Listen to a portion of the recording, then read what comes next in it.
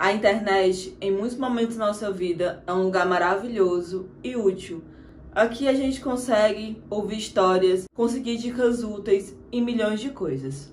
Porém, ela também pode ser um lugar extremamente assustador. Pois certamente você já deve ter ouvido falar de assassinos que buscaram suas vítimas através da internet. E eles usaram do seu poder de persuasão e até mesmo sedução para atrair as suas vítimas para lugares que ficassem mais fáceis, para que eles pudessem cometer os crimes mais cheios de atrocidade com elas. E foi exatamente isso que aconteceu na história que eu vou contar hoje para vocês, de um homem que ficou conhecido como Vampiro de Paris, que apesar de não ter acontecido no Halloween, é um crime / história bizarra bastante assustadora. E eu tenho certeza que combina muito com esse clima de Halloween. E por isso, eu resolvi trazer para vocês. Oi pessoas, eu sou a Mika e aqui é o seu lugar seguro para falarmos de casos criminais, histórias bizarras e muito mistério. Então se você gosta desse tipo de conteúdo, já deixa teu like no começo do vídeo. É muito importante para a divulgação do vídeo e o crescimento do canal também. Mas caso tenha caído aqui por acaso e ainda não é inscrito, aperta no botão de se inscrever e ativa o sininho para não perder mais nada. Caso tenha alguma sugestão de casos criminais ou vídeos relacionados, comenta aqui embaixo que em breve eu trago pra vocês. Agora, sem mais falação, vamos para o vídeo de hoje.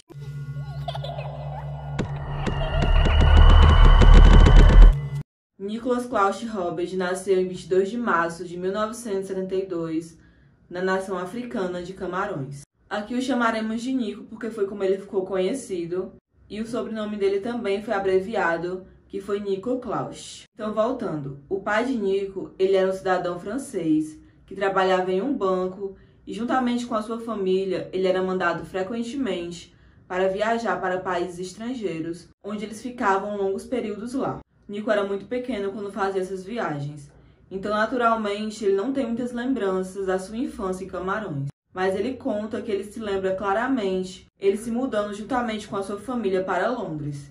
E lá ele passou cerca de 2 anos e em seguida eles se mudaram para Paris quando ele tinha cerca de 7 anos. E assim eles permaneceram lá até Nico completar os seus 12 anos de idade. Minha infância foi basicamente normal.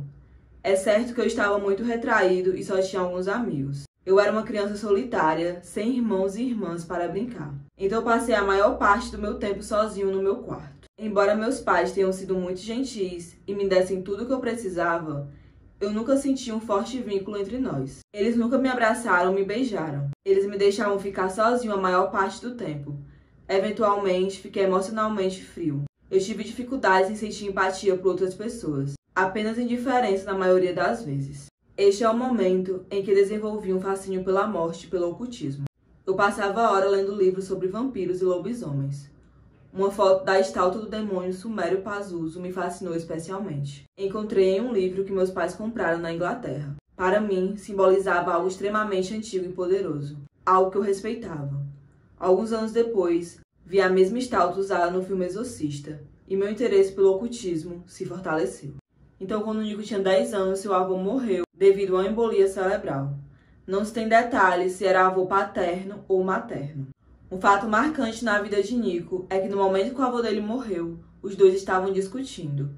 E ele sentiu que a partir daí, a sua família passou a culpá-lo por esse evento. Posteriormente, ele afirma que esse foi um momento muito crítico na sua vida e que o fez ficar obcecado pela morte física. A partir de então, ele conta que ele passou a ficar cada vez mais obcecado por rituais funerários, necrotérios, cemitérios e tudo que englobava esse mundo. Aos 12 anos de idade, ele se muda novamente e dessa vez ele vai juntamente com seus pais morar em Lisboa, em Portugal. Lá eles permaneceram morando por 4 anos. E embora ele tivesse mudado de cenário e tivessem novos ares, a obsessão dele por coisas mórbidas só se agravava. Devido a essas várias mudanças de Nico, ele não conseguia estabelecer relações com amigos porque ele sempre estava se mudando. E quando ele passou a ter esses gostos peculiares, mais solitário ele ficava, porque nenhum colega de classe compartilhava desse mesmo gosto de Nico. Até porque é bastante raro a gente ver uma criança de 12 anos tão mórbida e obcecada assim pela morte. Então automaticamente seria uma mistura ali de óleo e água e acabaria não dando certo. Com isso, Nico foi ficando cada vez mais envolto na sua solidão e começou a sentir um ódio mortal por tudo e por todos. Quando eu tinha 16 anos, voltamos para Paris, onde morava sozinho com meu pai. Até onde me lembro, fiquei obcecado por cemitérios. Em pouco tempo, eu conhecia todos os cemitérios de Paris com a palma da minha mão. Entre 1990 e 1993, passei a maior parte do meu tempo livre em cemitérios. Como botânico que estuda plantas e flores, eu examinaria fechaduras enferrujadas e avaliaria o peso das tampas de cimento. Minhas coisas favoritas eram mausoléus. Os mais impressionantes podem ser encontrados no cemitério Père-Lachaise, Montmartre ou Passy. Eu espreitava pelas janelas deles para poder ver o interior. Alguns foram decorados com móveis, pinturas ou estátuas. Não demorou muito para que eu começasse a trabalhar em um plano para ter uma visão muito mais próxima. Eventualmente, ele começou a criar chaves para poder arrombar esses mausoléus. E as suas chaves favoritas eram em formato de L, que era a que mais facilitava ele arrombar esses mausoléus. Quando ele não conseguia, não estava enferrujado o suficiente, ele usava um pé de cabra. E na última alternativa, caso nenhuma dessas opções desse certo, ele adentrava através da janela. Uma vez ele chegou a dizer que ele se sentia igual um imperador reinando no inferno. Basicamente, o lugar se tornaria o seu reino, e por muitas vezes ele afirmava que ele adentrava nos mausoléus quando estava de dia para poder fazer ressurgir à noite. Tinha momentos que ele também passava o dia naquele local até esperando anoitecer, para assim não ser pego e explorar mais à vontademente o cemitério como um todo. Porém, Nico Claus estava cansado de só explorar mausoléus e visitar cemitérios. Isso não estava mais satisfazendo seu desejo. Ele sentia que ele precisava alcançar um novo nível, um nível mais sádico e buscar algo novo. Acordei um dia sentindo esse desejo sinistro de desenterrar um cadáver e mutilar. Reuni um pequeno pé de cabra, um pá de cortes, uma chave de fenda, velas pretas e um pá de luvas cirúrgicas e uma mochila. Então peguei o metrô até a estação Trocadeiro. Era quase meio-dia. Os portões do cemitério Passy estavam bem abertos, mas ninguém estava lá dentro. Os agentes funerários estavam fora para almoçar. Passy é um pequeno cemitério gótico com muitos mausoléus enormes, que foram construídos durante o século XIX. Está localizado bem entre duas avenidas, por isso é impossível subir lá dentro à noite. Mas, de qualquer forma, ninguém jamais poderia imaginar que haveria alguém roubando túmulos ao meio-dia. Eu tinha esse túmulo especial em mente. Era um pequeno mausoléu, o local de sepultamento de uma família de imigrantes russos da Revolução de 1917. Eu já havia aberto a porta de ferro alguns dias antes e fechei depois. Então parece que ninguém nunca tinha tocado antes. Tudo que eu tinha que fazer era abrir. Nesse ponto, minha mente estava em caos total. Eu tinha flashes de morte na minha cabeça. Respirei fundo e desci os degraus que levam à cripta. Era bastante pequeno, com paredes úmidas enterradas no fundo do cemitério. Não havia outra fonte de luz, além das velas que eu trouxe. Para começar, por mais de uma hora, removi um dos caixões pesados do seu invólucro de pedra. Foi especialmente difícil não deixar o caixão cair de repente no chão. Mas de alguma forma consegui deitar lentamente sem fazer muito barulho. No entanto, uma borda do caixão arranhou minha parte inferior da perna quando tocou o chão. Mas isso não me impediu de jeito nenhum. Examinei o caixão por um tempo. Era carvalho maciço e selado com parafusos grandes. Parecia novo, então eu esperava encontrar um cadáver recentemente falecido. Primeiro eu despertei o caixão, o que me levou menos de 10 minutos. Então eu abri com o pé de cabra. Uma vez aberto, um fedor horrível de putrefação saiu da caixa. Seu cheiro como tanitil, o produto que os embalsadores usam em cadáveres para atrasar o processo de decadência. Então ouvi o corpo lá dentro. Era uma velha meio podre, envolta em um lençol branco, coberta de manchas marrons. Seu rosto parecia estar manchado de óleo, mas era simplesmente os fluidos mortais escorrendo de sua pele. O fedor foi tão intenso que eu quase desmaiei. Tentei levantar ao lado do lençol, mas ele estava colado à pele petrificada dela. Os dentes estavam salientes da boca, mas seus olhos se foram. Olhei para as órbitas oculares vazias e, de repente, algo invadiu minha mente. Eu senti como se estivesse caindo em turbilhão. Foi quando peguei uma chave de fenda. O cadáver dentro do caixão começou a se mover um pouco, como se estivesse adivinhando o que seria a seguir. Então comecei a esfaquear a barriga, a área da costela e os ombros. Eu a esfaqueei pelo menos 50 vezes. Eu realmente não consigo me lembrar. Tudo que eu lembro é que quando eu acordei, meus antebraços estavam cobertos com lodo de cadáver. Depois de violar seu primeiro túmulo e aparentemente parecer bastante fácil, ele começou a caçar mais túmulos para profanar. E ele disse que esse padrão dele só pararia quando ele fosse para a prisão. Em 1993, a primeira e a única capataz local recusou minha inscrição. Então comecei a trabalhar no Hospital São Vicente de Paula, em Paris, um hospital para crianças. Este era a única maneira de eu realmente fazer o que eu queria para viver. E também descobri que era a melhor maneira de estar em contato com cadáveres. Recebi o emprego de atendente de morgue e meu primeiro contato com o cadáver lá ocorreu quando ajudei a autópsia de uma menina de 10 anos. A outra atendente me mostrou como costurar a barriga dela e essa foi a primeira vez que toquei em um cadáver fresco. Fiquei surpreso o quão vermelhos e limpos eram seus órgãos. Até que no ano de 1993, ele foi promovido para atendente de necrotério e portador de macas. E automaticamente ele foi transferido para outro hospital, que era o Saint-Joseph, que também ficava em Paris. Seu trabalho lá consistia em ajudar nas autópsias, limpar as lajes do necrotério e preparar os corpos para os velórios. A maioria das autópsias feitas por nós, os atendentes do necrotério, faríamos a incisão em forma de Y. Cortaríamos as costelas, as articulações e abriríamos o crânio com uma serra elétrica. O patologista só dissecou os órgãos e os colocou em uma caixa. Eu ficava sozinho com o corpo após a autópsia para fazer os pontos, que era minha especialidade. Foi quando comecei a comer tiras de músculo dos corpos. Eu sempre verifiquei os arquivos médicos deles primeiro. Conversei com o açougueiro uma vez que me disse que a carne está melhor 3 ou 4 dias após a morte. Isso era algo que eu sempre sonhei em fazer, e era a oportunidade de fazê-lo regularmente. Às vezes eu trazia carnes selecionadas para casa comigo para cozinhar, mas minha preferência era comê-las cruas. Tinha gosto de bife tártaro com carpaccio. Os grandes músculos das coxas e costas eram bons, mas não havia boa carne nos seios, apenas gorduras. As pessoas muitas vezes me perguntam o que passou pela minha mente na primeira vez que entrei com a minha fantasia canibal. Bem, para ser honesto, eu disse a mim mesmo: uau, agora eu sou um canibal. Legal. Nesse hospital Saint-Joseph, ele foi mandado para outra função também.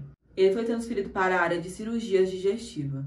E ele ficava responsável por transportar as bolsas de sangue até a sala de cirurgia onde estava o paciente. Não demorou para que ele percebesse que algumas bolsas de sangue eram estragadas e não eram utilizadas. Então ele bolou um plano para poder arrancar os adesivos e dar a entender que aquelas bolsas foram mexidas e de alguma forma não serviria mais para a transfusão de sangue. Após isso, ele escondia as bolsas de sangue no armário para posteriormente ele beber e muitas vezes levar para casa. Mas ele não só bebia de uma forma comum. Ele gostava de refrigerar o sangue depois que alcançasse sua temperatura desejada. Ele misturava em cinzas humanas e depois só assim ele bebia. E como era um sangue que não havia plasma, ele era um sangue extremamente líquido.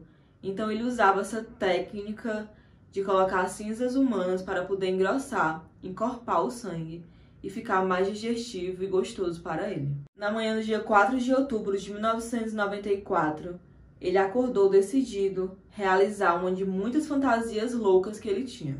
Essa fantasia era muito especial para Nico, pois colocaria ele no patamar bem acima de apenas profanação de cadáveres e roubo de bolsas de sangue. Então, na manhã do dia 4 de outubro, ele passou aquele dia todinho procurando uma vítima.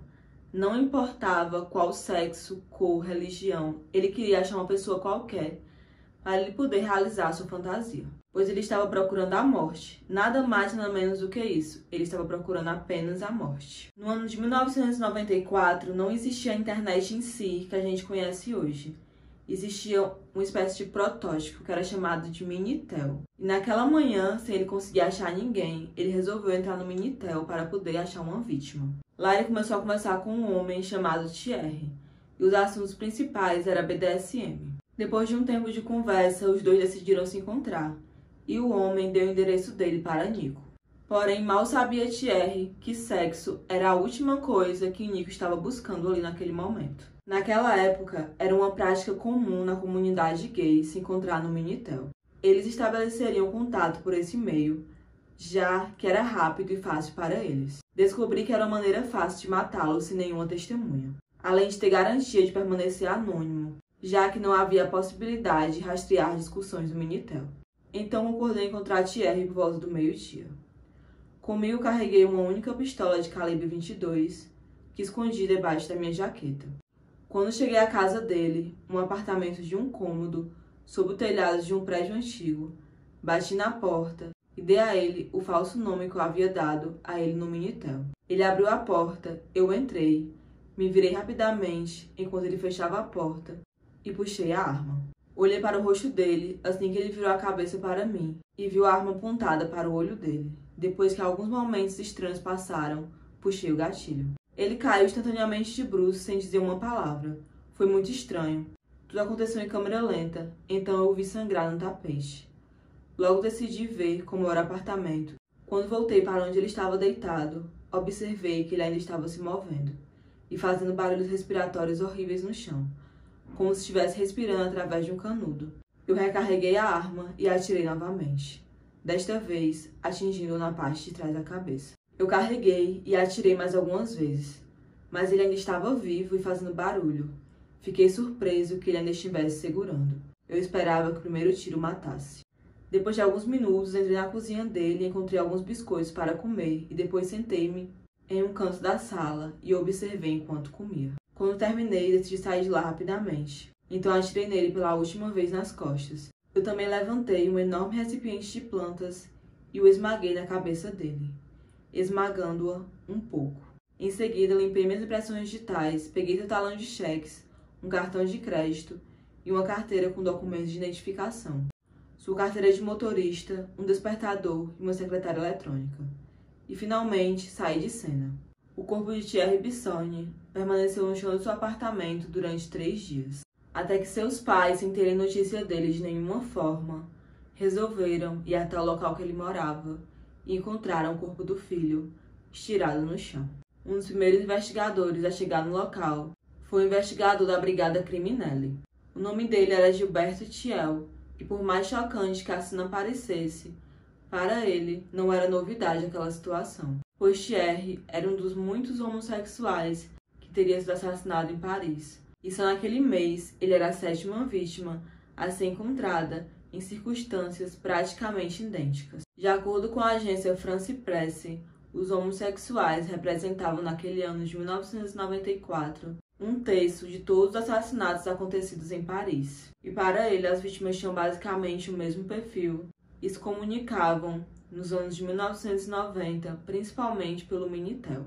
De acordo com o relatório de autópsia de Thierry, a primeira bala atingiu seu globo ocular e parou bem abaixo do seu cérebro. As outras atingiram ligeiramente seu crânio, exceto uma que atingiu imediatamente seu cérebro. O tiro final o atingiu pelas costas e parou diretamente no seu coração, o matando quase que instantaneamente.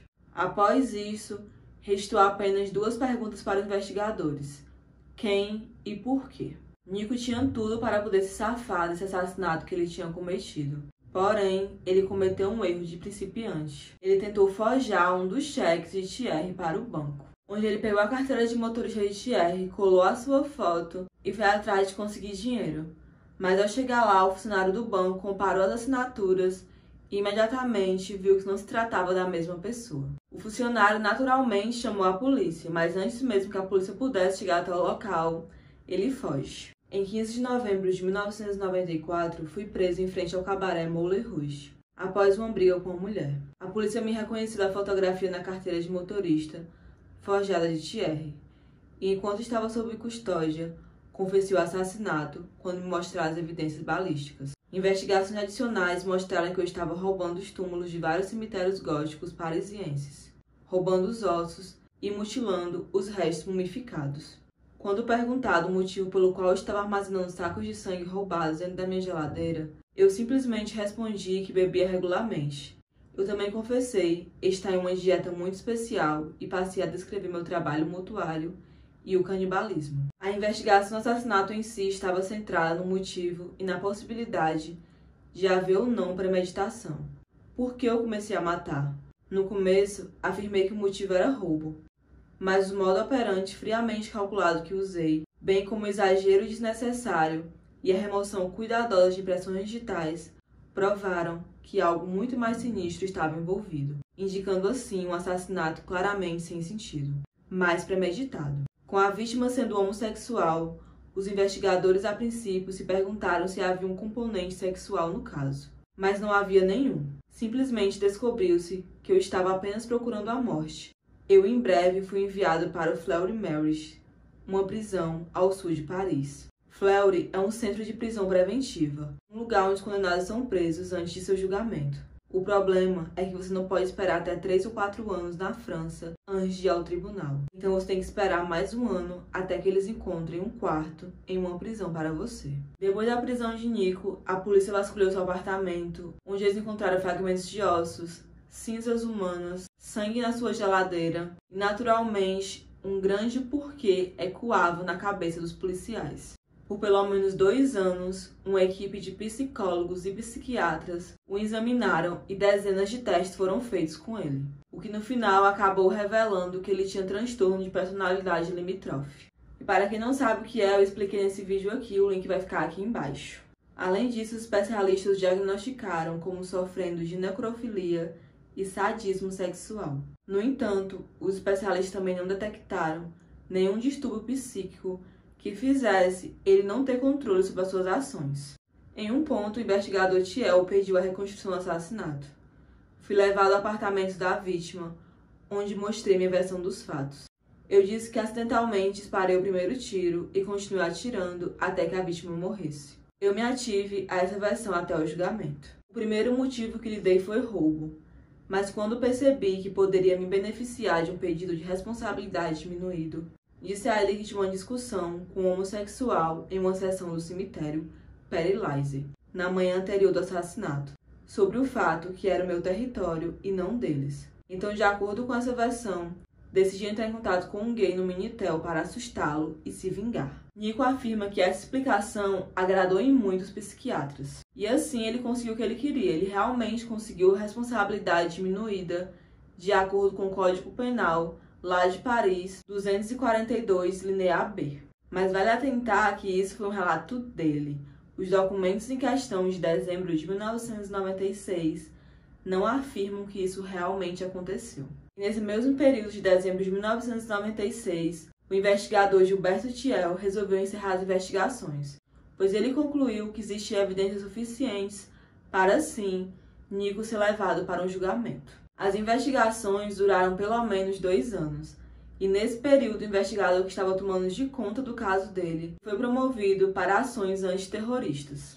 Isso aconteceu porque ele era um investigador extremamente competente. E no ano de 1995, Paris enfrentava um sério ataque terrorista do Islã. Então precisava de alguém bastante competente para tomar a frente e conter aquilo tudo que estava acontecendo. Então, com isso, naturalmente, ele não era mais obrigado a trabalhar no caso. Mas aparentemente ele acreditava que Nico Claus estava envolvido em outros assassinatos. E ele queria colocar um ponto final de vez naquilo. O julgamento de Nico Claus aconteceu em 9 de maio de 1997, na Cour d'Assise, em Paris. E durante o julgamento não foi permitido nenhum membro da mídia ou público dentro do tribunal. E segundo Nico Claus, isso se deu porque aparentemente a família de Thierry não queria a vida do rapaz de 34 anos, homossexual, exposta-se na mídia. Pois, segundo palavras de Nico, os elementos chocantes que compunham o assassinato de Thierry poderiam chocar a sociedade, já que ele era apenas um trabalhador, músico em meio período,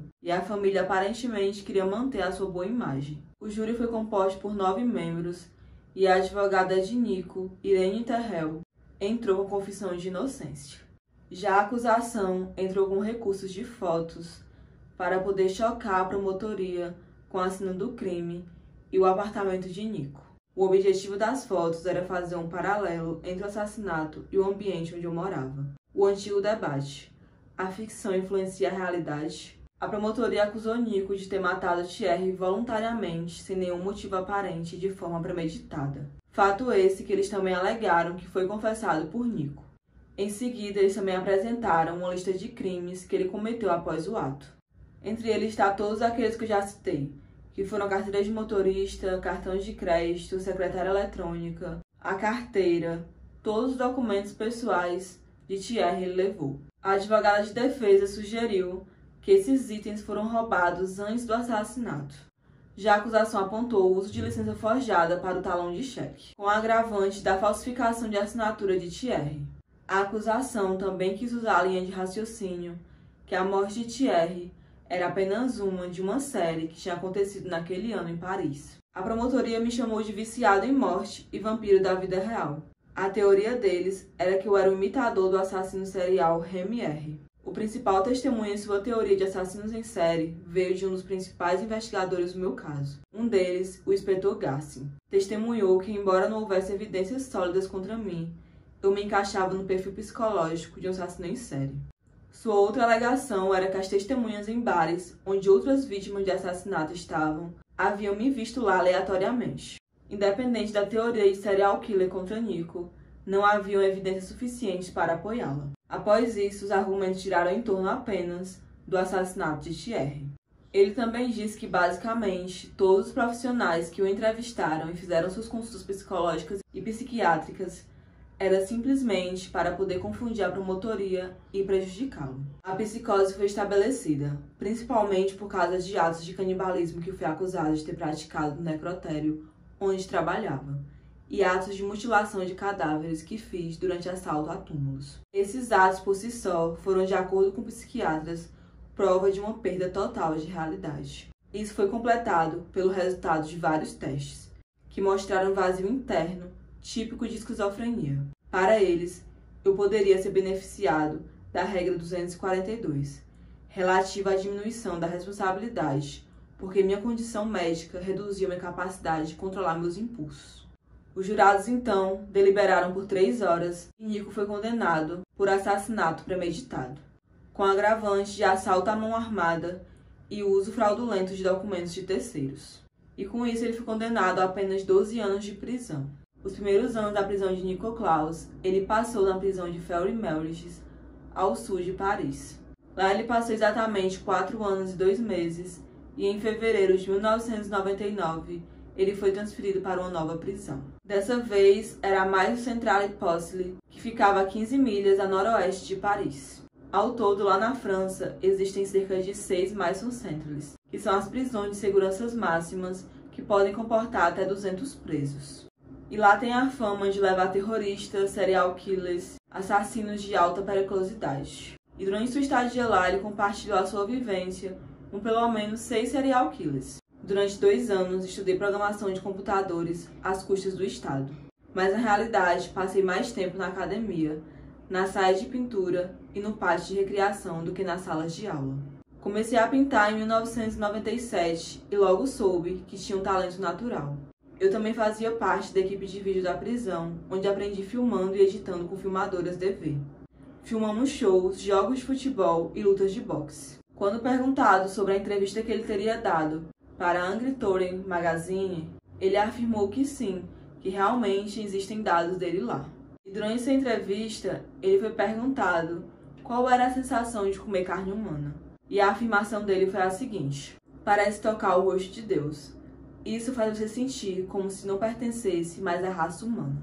Após ele cumprir apenas 7 anos da sua condenação, que seria de 12, em 22 de março de 2002, ele foi libertado. Pouco tempo depois da sua libertação, ele usou a sua experiência em programação de computadores para criar um site para divulgar suas pinturas sobre assassinos em séries famosos. E suas histórias de profanação, canibalismo e vampirismo fez ele agendar um talk show que alavancou ainda mais sua carreira de celebridade macabra. Em 2006, uma empresa começou a comercializar calendários com as pinturas de Claus. E a procura foi tão grande que eles começaram a cogitar, no ano seguinte, fazerem a mesma coisa. Este site é o único site oficial. Os outros sites não oficiais que você pode encontrar online se concentram em um passado no qual agora estou muito longe. Trabalhei duro para melhorar a mim mesmo através de desenvolvimento de habilidades artísticas. Não posso apagar o passado, mas meu objetivo é canalizar a negatividade que causei em pura criatividade. Eu não apoio nenhum outro site além deste. Eu não lucrei com o meu passado e não encorajo outras pessoas a fazer as coisas que eu fiz. Os preços espirituais e sociais a pagar são muito altos. Ele diz também que não praticará canibalismo novamente, que de certa forma isso é uma grande vantagem, né? Por um tempo ele morou na Inglaterra e na Suécia, mas em setembro de 2004 ele retornou para Paris, onde ele mora em um apartamento junto com a sua namorada. Olhando para as fotos das artes dele no site, parece que ele estabeleceu uma vibe meio serial killer / ocultismo e campista, sabe? Ele colocou uma coisa meio selva, meio alegre, se pode dizer assim, porque são pessoas cruéis. Foi basicamente isso que ele fez. E aparentemente ele não é mais um ser solitário. Ele tem muitos amigos, não amigos comuns para a sociedade, mas, de qualquer forma, amigos. E também, como parte do seu novo estilo de vida, ele fez inúmeras tatuagens pelo seu corpo. E seu status de celebridade, de vampiro de Paris, lhe permite, assim, dar várias entrevistas, viajar e, de certa forma, divulgar suas obras de arte. Ele aparentemente é um homem bastante inteligente, mas o meu medo é quando ele ficar entediado dessa vidinha pacata que ele tá levando. Mas e aí, me responde tu. Tu acredita na ressocialização desse homem? Comenta aqui embaixo porque eu quero saber. E uma curiosidade sobre esse caso, que boas partes das informações foram simplesmente tiradas da internet. Quase não tem reportagens e o que tem é muito difícil. Você tem que fazer uma compilação para conseguir fazer um vídeo. E eu acho que deu muito certo aqui. Nem no maior site que tem de buscas, que é o Wikipedia, ele não tá lá no Wikipedia, gente. Vocês acreditam nisso? Ele não tá lá. Muito esquisito, mas ele não tá. Então é isso, pessoal. Eu espero que tenham gostado do caso de hoje. Comentem, compartilhem, curtam, se inscrevam no canal. Não esqueça de deixar o joinha, é muito importante. E até o próximo vídeo. Tchau!